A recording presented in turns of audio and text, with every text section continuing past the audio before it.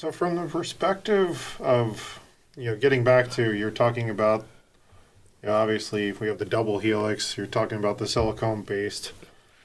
I know there's obviously speculation from an evolutionary perspective. There's the story of the Anunnaki. There's obviously other beings that people believe might have actually created life on Earth. The Zechariah Sitchin idea of the 12th planet and Anunnaki. Emerald right? Tablet, right? All that stuff, yeah. So what's interesting about that is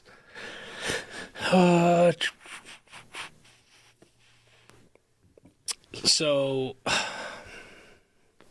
the one thing that I can tell you is that evolution has one thing that is very hard to describe and explain. And in my opinion, it's why evolution should be looked at as a theory, not as a fact. Okay. And so intelligent speech and being able to pronounce words and stuff like that is where the evolution breaks down. So we share quite a bit of our DNA with apes and so on and so forth. And there are very intelligent And creatures pigs out there. too, I think, right? Pigs too, I mean, for sure. throughout all the species on Earth, I think we are 95% alike in DNA and our genomes. But that 5% is where everything gets mixed up. Yeah. But the one thing that humans have that no other species on this earth, as we know it, have is intelligent speech and writing and stuff like that, right? So we are seeing the first signs of apes and orangutans using herbal medicine and using a tool to fish. And we can teach apes how to do sign language. But there's something in the vocal cords and the larynx that doesn't match up with evolution.